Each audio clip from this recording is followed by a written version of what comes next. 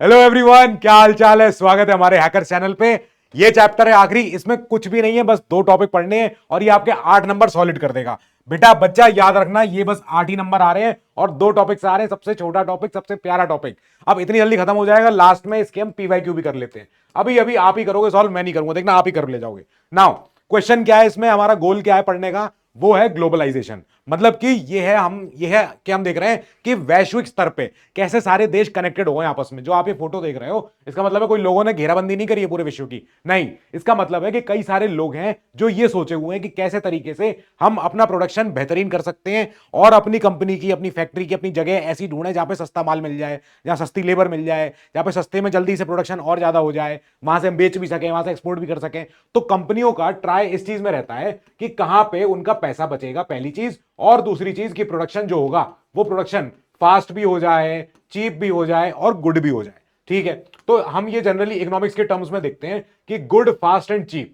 Good का मतलब यहां पे सामान नहीं है, गुड का मतलब यहां पे अच्छा ही है। ठीक है, तो गुड, फास्ट और चीप, कंपनियां तीनों चीज ढूंढती है, तीनों में से जो भी बेस्ट मिल जाए हम ले लेंगे। तो ऐसे में क्या हुआ, हमेशा हमने देखा इकोनॉमी में कंपनियां अक्सर ट्राई करती हैं कि ऐसी जगह ढूंढो जहां मैन्युफैक्चरिंग चीप हो, बढ़िया हो, सस्ती में हो। और ऐसे करने के लिए हम क्या करते हैं, तो कंपनियां फिर ऐसे जगह ढूंढती हैं, कोई देश से बात करती हैं, कहीं पे कुछ बनाती हैं। हमारे यहाँ ऑटो इंडस्ट्री बन गई इतनी सारी, अब तो लोग आ गए, बाहर की गाड़ियां आ गई। देखो फोर्ड आ गई गाड़ी, अब तो वापस आ रही है, चलो देखते हैं, जब आएगी तब आएगी। इसके बाद फोक्स वेगन आएगी, और फोक्स वेगन पता होगा आप में से किसी को, ये कहाँ की है, ये जर्मनी की कंपनी है, ये इंडिया में बनाती है गाड़ियां अपनी। अब इसका मतलब है कि यहां पे ये कंपनियां फॉरेन देशों में पैसा इन्वेस्ट कर रही हैं, पैसा डॉलर्स में इन्वेस्ट कर रही है। यहां पे लाके हम डॉलर क्या करेंगे, हम डॉलर से क्या करेंगे, हम तो डॉलर से हम तो तेल खरीदेंगे और चीजें खरीदेंगे। इसका मतलब है कि फॉरेन ट्रेड हर तरफ बढ़ रहा है।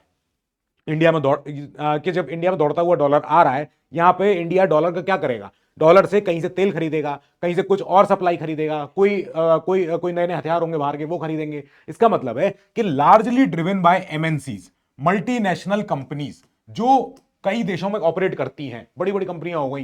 ये सब सारी कंपनियां जब इस तरफ जा रही हैं और हर तरफ जब अपना कुछ ढूंढ रही हैं काम धंधा, तो इसका मतलब है कि क्या हो रहा है, फॉरेन ट्रेड बढ़ रहा है सब देशों के बीच में।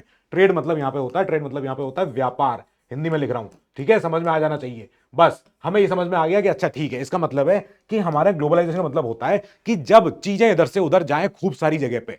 ग्लोबलाइजेशन एक वैश्विकवाद is the process of rapid integration and interconnection between countries. जब सारे देश आपस में एक दूसरे से इंटरकनेक्टेड हो, कौन कौन से माध्यम से, 2-3 तरीके के माध्यम से। क्या सबसे बड़ा फैक्टर, लीडिंग रोल कौन निभा रहा है इसमें, कंपनियां निभा रही हैं।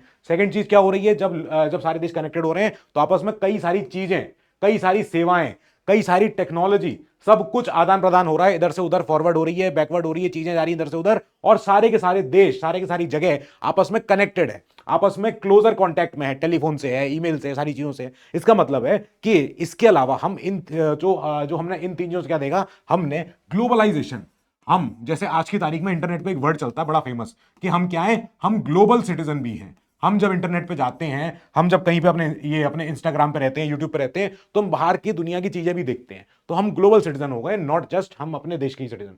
चलो ठीक है, ये भी नए नए वर्ड आ गए आजकल पॉलिटिक्स में। ओके, लोगों का मूवमेंट, इसके बारे में कौन बात करेगा, सामान तो जा ही जा रहा है, सामान जाने के लिए कौन लोग ज्यादा जिम्मेदार होंगे, लोग होंगे जो कहीं बाहर जा रहे होंगे, क्या करने के लिए, या तो बेटर इनकम, या बेटर जॉब, या बेटर एजुकेशन। इन तीन चीजों में से कोई ना कोई चाहिए होगा लोगों को, तभी बाहर जा रहे हैं इधर से उधर, वरना कोई क्यों ही जाएगा घर छोड़ के। अब जब आप भी कॉलेज में जाओगे तो आप अच्छी एजुकेशन के लिए, अच्छे कॉलेज के लिए, कोई हो सकता है दूसरे कॉलेज में जाओ, आप आईआईटी में जाओ, आप कहीं और जाओ, अपने आईआईएम में जाओ, एम्स में जाओ, जहां भी जाओगे। तो इसका मतलब है कि आपने बेटर एजुकेशन के लिए, नए रास्तों के लिए, नई इनकम, नई जॉब्स के लिए, नए प्रोफेशन के लिए आपने कोई रास्ता चुना और रास्ते पे आप बढ़ने लग गए। जब बढ़ने लग गए, दैट मीन्स कि लोगों का मूवमेंट हुआ है। लोगों का मूवमेंट, साथ में सामान का मूवमेंट, साथ में टेक्नोलॉजी से आपस में सारे देश कनेक्टेड होना, हम इसको बोलते हैं ग्लोबलाइजेशन, पूरे के पूरे को। ठीक है, अब जो सीबीएसई ने बोला कि आपको एक चीज और पढ़नी है, ग्लोबलाइजेशन को सबसे इंपॉर्टेंट फैक्टर कौन से इनेबल करते हैं, बस ये और पढ़ना है, इसके बाद तो बाकी आपका बस ये चैप्टर खत्म। नाउ टेक्नोलॉजी सबसे बड़ा फैक्टर है किस चीज में, हमारे वैश्विक स्तर पे सारे देश आपस में जो कनेक्ट हुए हैं, उसमें सबसे बड़ा रोल है ट्रांसपोर्टेशन का, इसके बाद है इंफॉर्मेशन और हमारी कम्युनिकेशन टेक्नोलॉजी का। मतलब क्या है इसका, मतलब इसका ये है, एक समय था जब हमारे देश में क्या थी, बुलक कार्ट, यानी कि क्या, बैलगाड़ी, आपके जैसे बैल बुद्धि वाले लोगों की। अब क्या हुआ, बुलक कार्ट हटा दी गई। बुलक कार्ट हटने के बाद अब क्या आ गई हमारे पास, रेल जहाज आ गए, सारी चीजें आ गई, सब कुछ हो गया। हमने देखा कि इसका मतलब है पिछले 50 सालों में जो इंप्रूवमेंट हुआ है, in the transportation, in the सेवाएं, जिससे क्या होती है, जिनसे सामान यहां से वहां जाता है, जिनसे लोग यहां से वहां जाते हैं, उसमें हुआ है विकास, उसमें हुआ है सबसे ज्यादा इन्वॉल्वमेंट। क्योंकि जब यहाँ पे इंप्रूवमेंट हुआ, उसकी वजह से क्या क्या हुआ, कई सारे ट्रेड बढ़ गया, कई सारा जो है डॉलर से रुपया, इन चीजों में जो है खूब सारा हमने देखा पैसा इधर से उधर होता हुआ, सामान इधर से उधर होता हुआ। और इसको इनेबल किसने किया है? सेकंड अपना जो हमारा फीचर क्या है सबसे बड़ा, वो है इंफॉर्मेशन एंड कम्युनिकेशन टेक्नोलॉजी, मतलब कि टेलीकम्युनिकेशन, मतलब कि कंप्यूटर्स, मतलब इंटरनेट जिसके माध्यम से हम और आप जुड़े हुए हैं, इसका मतलब सैटेलाइट सर्विसेज। ये सारी की सारी चीजें क्या इनेबल कर रही हैं? ये इनेबल कर रही हैं लोगों का कांटेक्ट, लोगों का कम्युनिकेशन। जैसे आप जब ईमेल करते हो, और ईमेल के माध्यम से, चलो किसी ने तो किया ही होगा, ईमेल के माध्यम से, वॉइस कॉल के माध्यम से आप जब कहीं और दूसरी जगह बैठे हुए व्यक्ति से संपर्क करते हो, that is called information and अपना कम्युनिकेशन टेक्नोलॉजी का यूज करना। ठीक है, वो हम कर ही रहे हैं, हमने किया भी, और उसको करने से हमें क्या मिला? हमको मिला लोगों से कनेक्शन। ये तो हुआ लोगों टू लोगों। लेकिन एक चीज और आती है इसमें, इसमें आता है जहां पे सरकार इन्वॉल्व होती है, जब हमारी गवर्नमेंट इन्वॉल्व होती है। वो क्या करती है गवर्नमेंट? यहां पे गवर्नमेंट हमेशा कुछ एक चीज ढूंढ के रखती है। क्या चीज? पकड़ बनाना। किस चीज पे? ट्रेड वॉल्यूम पे। क्या हो रहा है ऐसे, एक चीज समझाओ पूरी पूरी। तो जब भी कोई सामान एक देश से दूसरी जगह जाता है, तो जब क्या होता है, उसको हम बोलते हैं या तो एक्सपोर्ट हुआ है या वो सामान इंपोर्ट हुआ है। अच्छा, जब एक्सपोर्ट इंपोर्ट हो रहा होगा, मतलब सामान एक देश से दूसरे जगह में जा रहा होगा, तो जब दूसरी जगह पे, दूसरे देश में जब वो सामान जाता है, इधर से उधर कहीं ना कहीं ट्रांसफर हो रहा है, उस समय क्या होता है, जो सरकार या जो देश उस सामान को रिसीव कर रहा होता है, वो कोई ना कोई टैक्स लगाता है। तो सरकारें क्या करती हैं? क्या लगाती हैं? टैक्स लगाती हैं। ये क्या है? ये टैक्स है उस सामान पे जो दूसरे देश से आ रहा है हमारे यहां पे। ऐसे केस में फॉरेन गुड्स पे टैक्स लगने वाला जो पैसा होता है, वो एक डेटरेंट की तरह काम करता है। डेटरेंट क्या होता है? डेटरेंट होता है, इसका मतलब ये होता है, डेटरेंट मतलब जो रोक रहा हो, जो रेस्ट्रिक्ट कर रहा हो, रेस्ट्रिक्ट कर रहा हो सामान का अच्छे से बिकना। ये क्यों होता है? पहली बात तो समझो आप, जब कोई सामान कोई दूसरे देश से हमारे यहां आ रहा है, उस समय पे क्या होगा, हमारे यहां पे देश में बनने वाला कोई, मान लेते हैं कोई मोटरसाइकिल, देखो उस समय का हाल क्या होता था, इंडिया का पुराना हाल, तो हमारे यहाँ पे छोटी छोटी एम्बेसडर गाड़ियां होती थी, साइकिल होती थी, मोटरसाइकिल होती थी। देखो राजदूत थी उस समय पे, आपके फादर के पास होगी किसी के, या हमारे पास एलएमएल का स्कूटर होता था। अब क्या हुआ, जब ये तो हमारे देश में बन रहा है, ये तो इंडियन है, ये तो वोकल फॉर लोकल है, ऐसे केस में अगर बाहर से आने वाला कोई और स्कूटर हो और हमारे यहां वो बिक रहा हो, तो ऐसे केस में जैसे होंडा एक्टिवा है मान लेते हैं, तो एक्टिवा क्या है? एक्टिवा बाहर का प्रोडक्ट है, होंडा का प्रोडक्ट है, होंडा जापानीज कंपनी है। अब हमारे देश का बजाज का चेतक स्कूटर होगा या कोई और स्कूटर होगा, वो फंस जाएगा किस चीज में, कि बाहर से आने वाला जापान का टेक्नोलॉजी ज्यादा अच्छी है, वो स्कूटर ज्यादा बढ़िया है होंडा की एक्टिवा, और हमारे यहाँ का बजाज चेतक जो है वो बिक नहीं रहा अच्छे से। इसका मतलब क्या हुआ कि हमारे जो लोकल प्रोडक्ट हैं वो सफर कर जाएंगे, वो परेशान हो जाएंगे। यही हुआ था, हमने इंडिपेंडेंस के समय पे देखा था। उस समय हमारी इंडस्ट्रीज उभर रही थी, उस समय हमारी हमारी जो इंडस्ट्रीज थी, जो भी हमारी फैक्ट्रियां थी, जो भी हमारे सामान जो भी हम बनाना चाह रहे थे, वो नए नए उग रहे थे। 1950s 60s जहां पे उस समय खाने के ला लेते उस समय पे, उस देश में, वहां पे अगर हम बाहर के प्रोडक्ट वहीं उसी समय मंगवा लेते, तो हमारी इंडस्ट्री कभी पनप ही नहीं पाती। हमारी इंडस्ट्री, क्योंकि जनता ये देखती कि साहब अच्छा प्रोडक्ट इनका अच्छा होता है, जापान वालों का, यूएस वालों का, इनका इनका तो जर्मनी का अच्छा होता है, तो हम इन्हीं को ले लें। क्या कौन सा पता नहीं इंडिया में अपना क्या चल रहा होगा, हम नहीं जानते, बजाज को हम नहीं जानते, टाटा को हम नहीं जानते, किसी को। ऐसा अगर होने लगता तो बहुत बड़ी प्रॉब्लम हो जाती। हमारी इंडस्ट्रीज को प्रोटेक्ट करने के लिए, हमारे प्रोड्यूसर्स को, मतलब हमारे यहाँ जो लोग सामान बना रहे हैं, उत्पादक लोगों को प्रोटेक्ट करने के लिए क्या हुआ, फॉरेन कंपटीशन से बचाने के लिए सरकार ने क्या बनाया, एक ट्रेड बैरियर बनाया, एक ट्रेड जिसे कहते हैं रेस्ट्रिक्शन दिया, डेटरेंट लगाया, कि हमारे यहाँ अगर सामान बाहर से आएगा तो उस पर टैक्स लगेगा एक्स्ट्रा, उस पर एक्स्ट्रा इंपोर्ट ड्यूटी लगेगी। जब ये इंपोर्ट ड्यूटी लगती किसी पे, तो ऐसे केस में वो सामान महंगा हो जाता है बाहर से आने वाला, और देश की जनता जनरली फिर वो सामान नहीं खरीदती और कहती है हम तो भाई लोकल वाला सामान खरीद लेंगे। जब लोकल वाला सामान खरीदते हैं, ऐसे केस में हमारे देश की जो लोकल इंडस्ट्री होगी वो हो जाएगी मजबूत। नाउ हम उस समय पे कुछ कुछ सामान तो बाहर से मंगाते ही होंगे ना, कुछ तो आता ही होगा। ऐसा तो नहीं सब कुछ अपने आप से बना लिया हमने, सारी इंडस्ट्री हमारी सब कुछ चमक गई, नहीं। हमारे यहाँ उस समय जो सामान बाहर से आता था, वो होता था खाली और खाली एसेंशियल आइटम, जो बहुत जरूरी होगा, जो बहुत इंपॉर्टेंट होगा, हम उसी को मंगाते थे। जैसे क्या, हमारे देश में मशीनरी, जो हैवी मशीनरी होती थी, जैसे उस समय आपको अगर बताऊं फॉर एग्जांपल, पेपर मिल, जो पेपर मिल होती है, तो पेपर मिल में जहां पे कागज बनता है, उस पेपर मिल को बनाने वाली जो मशीन होती है वो मशीन बाहर से आती थी, स्वीडन से आती थी, कहीं और से आती थी। हमारे देश में पेट्रोलियम क्योंकि नहीं पैदा होता है तो हम कहां से मंगाते थे? हम मंगाते थे सऊदीया से, हम मंगाते थे ईरान से, हम मंगाते थे इराक से, कहीं और से भी, कुवैत से भी। तो हम इन देशों से सारे डील करते थे, यार हमारे पे देखो पेट्रोलियम नहीं है तो पेट्रोलियम दे दिया करो हमको, ठीक है। मतलब हमने हर चीज नहीं मंगाई, हमने वो चीजें मंगाई जो बहुत जरूरी है हमारे देश के प्रोड्यूसर्स के लिए, हमारे देश की फैक्ट्रियों के लिए। क्या क्या? हैवी मशीनरी हो गई, हैवी फर्टिलाइजर हो गए हमारे हमारे किसानों के लिए, और हमारे पेट्रोलियम हो गया, क्योंकि जो तो हमें मंगाना ही पड़ेगा, ठीक है। मतलब हमने क्या किया, हमने इंपॉर्टेंट एसेंशियल आइटम को तो बाहर से मंगवाया, लेकिन जनरली सारे बनने वाले आइटमों पे हमने क्या किया, पहले हमारे यहां बनेंगे ये, तब हम आगे से बाहर से मंगवाएंगे। लेकिन ये समय ना बहुत लंबा चल नहीं पाया। हम आजाद हुए, आजाद होते होते 47 से लेके 1947 में आजाद हुए, तब से लेके 1980s जब खत्म हो रहा था, एंडिंग एंडिंग, ठीक है, तब तक तो ये कहानी चल गई। उसके बाद ही कहानी में ट्विस्ट आ गया। कहानी में ट्विस्ट ही आ गया, अगर किसी को पता हो ये फोटो, अगर आप इनका नाम मुझे बता पाओ ये कौन है, तो मैं मान जाऊं, ठीक है। अब ये उस समय के हमारे फाइनेंस मिनिस्टर थे और ये हमारे उस समय के प्राइम मिनिस्टर थे। तो क्या हुआ, आप मुझे इन दोनों का नाम बताइएगा, ठीक है। 1991 का समय था ये। 1991 के समय पे सरकार के सामने कुछ क्वेश्चन आया। क्वेश्चन ये आया कि हम कब तक इतना प्रोटेक्टेड रहें, हम कब तक इतना बचा के चले अपनी इंडस्ट्रीज को, हमें खोलना पड़ेगा। हमें सरकार ने उस समय ही, गवर्नमेंट ने उस समय क्या प्लान किया, उस समय उन्होंने प्लान ये किया कि अब से हम क्या करेंगे, हम कंपटीशन अलाउ कर रहे हैं।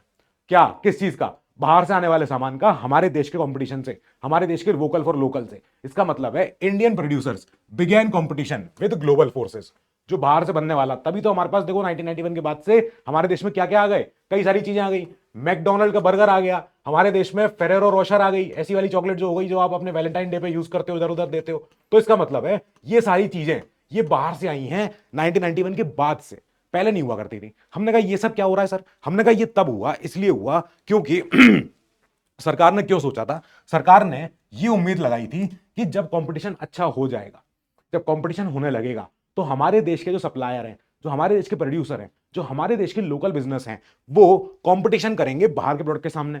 और जब वो कंपटीशन करेंगे तो ऐसे केस में वो अपना परफॉर्मेंस इंप्रूव करेंगे। ये हमने सोचा था कि ये इंपॉर्टेंट है। इससे क्या होगा, जो कंज्यूमर है उसके पास ऑप्शंस होंगे, best of the best product हमारे यहां बनेगा और बाहर से भी आएगा, तो कंपटीशन होगा, जो अच्छा होगा वो बिकेगा। इसका मतलब है कि हमने जो ट्रेड बैरियर्स थे, हमने वो समय हटा दिए। हमने ट्रेड बैरियर जो हम पीछे लगाते थे, टैक्स लगाते थे एक्स्ट्रा बाहर के सामान पे, हमने वो हटा दिया और हमने कहा हम अब ये ट्रेड बैरियर को लिफ्ट कर रहे हैं। और अगर कंपनीज को हमारे यहाँ काम करना है तो हमारे यहाँ फैक्ट्री बनाए, हमारी इंडस्ट्री लगाए, हमारे हेडक्वार्टर ऑफिस सब बना लें, ठीक है, कोई दिक्कत नहीं है। इससे क्या हुआ, हमने देखा कि बाहर के जो देश हुआ करते थे, ओईसीडी, ये क्या है सर ओईसीडी? ओईसीडी है organisation of economic cooperation and development. ये वैसे आपको जानने की जरूरत नहीं, तो मैंने बस फोटो लगाने के लिए लगा दिया। तो इसमें कई सारे बड़े बड़े देश हैं और इसमें ये सारे देश ये इन्होंने कहा था कि हाँ इंडिया ने बड़ा अच्छा काम किया, बहुत इंपॉर्टेंट था, अच्छा हुआ इंडिया ने खोला अपने दरवाजे, और अब जो है बाहर की कंपनियां, बाहर की फैक्ट्रियां जो है अब यहाँ पे आने लगेंगी। अच्छा ठीक है, कोऑपरेशन एंड डेवलपमेंट। इसके अलावा आईएमएफ, ये क्या है सर? आईएमएफ क्या है? आईएमएफ है एक बैंकिंग संस्था। क्या चीज की? ये लोन देती है उन देशों को जो देश कभी कभी बीच में परेशान हो जाते हैं। तो आईएमएफ ने कहा ठीक है, good step, very good step. हम कई सारी इंटरनेशनल संस्थाएं उस समय हमको बोली कि हाँ ठीक है, वेरी गुड काम, ये आपने अच्छा किया है। नाउ हमने जब देखा ट्रेड बैरियर लिफ्ट हुए, तो ये चीज ने हेल्प करी किस चीज में? ट्रेड का लिबरलिज्म हुआ, ट्रेड का लिबरलिज्म। इसने क्या अलाउ किया? इसने अलाउ ये किया कि अब जो देश हैं, अब हमारे यहां, अब हमारे में जो जो बिजनेसेस हैं, सारे बिजनेस, चाहे एप्पल हो, कोका कोला हो, जो भी सारे आप ब्रांड जानते हो, सारी की सारी, ठीक है, ये ब्रांड अब क्या कर सकते हैं, अपने हमारे यहाँ पे, हमारे देश के अंदर जो भी आपको सामान मंगवाना है, भिजवाना है, एक्सपोर्ट करना है, यहां से बना के बाहर भेजना है, डिसाइड करो अपने आप से। सरकार ज्यादा उसमें इंटरवीन नहीं करेगी, एक हद तक नहीं इंटरवीन करेगी, ठीक है। बिजनेसेस अपने आप से अलाउड है कि आप डिसाइड करो कि आपको क्या सामान यहां पर कच्चा माल चाहिए, क्या सामान आपको बाहर से मंगवाना है, क्या बना के यहां से आपको बाहर एक्सपोर्ट करना है, जो भी करना है यू कैन डू इट। ये लिबरलाइजेशन, इसको लिबरलाइजेशन को हम क्या कहते हैं? Removal of trade barriers. Trade barriers का रिमूवल होना, रेस्ट्रिक्शन हटाए, जो हटाए जाना, इसको हम बोलते हैं कि लिबरलाइजेशन हो गया है, ठीक है। ये बहुत इंपॉर्टेंट था समझना कि अच्छा ऐसे करके ये दो फैक्टर्स थे, क्या क्या? पहला फैक्टर क्या है? पहला फैक्टर हो गया जहां पे हमारे यहां टेक में इन्वॉल्वमेंट हुआ है, टेक में इंप्रूवमेंट हुआ है। अच्छा, इसके बाद क्या हुआ? सेकंड वाला फैक्टर है जिसमें गवर्नमेंट ने इन्वॉल्वमेंट दिखाया। गवर्नमेंट ने कहा कि ठीक है हम दरवाजे खोल रहे हैं बाहर की कंट्रीज के लिए, गवर्नमेंट पॉलिसीज। ओके, बस ये समझना था हमको, चैप्टर में हो गया, चैप्टर हमारा खत्म। इसके बाद चलते हैं अपने क्वेश्चन की तरफ, ठीक है। हमारा क्वेश्चन क्या था? पीवाईक्यू, इसकी तरफ चलो। PYQ, examine the factors that have enabled the globalisation in India. पिछले साल का क्वेश्चन है आपका ये, लेट्स सॉल्व इट। ठीक है, इसमें ये कह रहे हैं कुछ हमें ऐसे फैक्टर्स बता दो, ऐसे फैक्टर्स जिसने क्या किया है, जिसने एनेबल किया है ग्लोबलाइजेशन। तो फैक्टर्स हमारे कौन से हो गए, दो कैटेगरी में आ जाएंगे। कैसे कैसे, एक तो हो गया टेक में और एक हो गया गवर्नमेंट में। अच्छा ठीक है, टेक के अंदर क्या क्या है, आईटी है, फिर सेकंड क्या है हमारा, जितना हमारा डिजिटल एरा है, डिजिटल एरा में हमारा क्या क्या आता है, हमारा इंटरनेट आता है, कम्युनिकेशन आता है, इंटरनेट हो गया, कम्युनिकेशन हो गया, एवरीथिंग हो गई। ठीक है, और इसके अलावा अभी भी और है, फिर हमारे पास क्या, ट्रांसपोर्ट, ये चीज। ठीक है, ये ट्रांसपोर्ट हो गया, ट्रांसपोर्ट में इंप्रूवमेंट। अब गवर्नमेंट पॉलिसीज क्या है, गवर्नमेंट ने जब ट्रेड बैरियर्स को हटाया था, ट्रेड बैरियर्स को हटाया, दैट इज कॉल्ड कि हमने सारे फैक्टर्स हमने समझ लिए, ट्रेड बैरियर्स लिफ्टेड। बस ऐसे होता है आपका आंसर पूरा। बस खाली ये वर्ड नहीं लिखने हैं, इसको पूरा सेंटेंस बना के लिखना है। ठीक है, इसके बाद एक क्वेश्चन और करते हैं जहां पे लिखा हुआ है कि इंडियन सरकार ने लिबरलाइज क्यों किया था, why did the Indian government liberalise. इसको थोड़ा सा जूम कर लेते हैं ताकि आपको दिख जाए क्वेश्चन। लाओ इसको थोड़ा सा और बड़ा कर देते हैं, हाँ साहब लाओ। ठीक है, अब इसको पहले थोड़ा सा मिटा देते हैं ताकि इसको या फिर इसको बाद में छोटा कर देंगे। चलो, इंडियन गवर्नमेंट ने लिबरलाइज क्यों किया था ट्रेड में, ट्रेड रेगुलेशंस में। गवर्नमेंट चाहती थी फॉरेन एक्सचेंज आ जाए इंडिया में, ये, या government wanted maintain good relation with western countries, या फिर government wanted Indian producers to compete in the world market, या government wanted to provide socio economic justice to all. चारों स्टेटमेंट पहले समझो। पहली स्टेटमेंट कहती है कि क्या इंडिया उस समय ये चाहती थी कि हमारे यहाँ डॉलर खूब सारा आ जाए, यूरो बहुत सारा आ जाए, ये चाहती थी इंडिया? नहीं, ये नहीं चाहती थी। ठीक है, सरकार क्या ये चाहती थी कि दूसरे देशों से, वेस्टर्न कंट्रीज से संबंध हमारे अच्छे हो जाए, इसलिए खोले हमने दरवाजे? नहीं। इसके बाद क्या सरकार ये चाहती थी कि सोशियो इकोनॉमिक जस्टिस हो जाए, इससे सामाजिक और आर्थिक न्याय हो जाएगा इससे? नहीं, एब्सोल्युटली नहीं।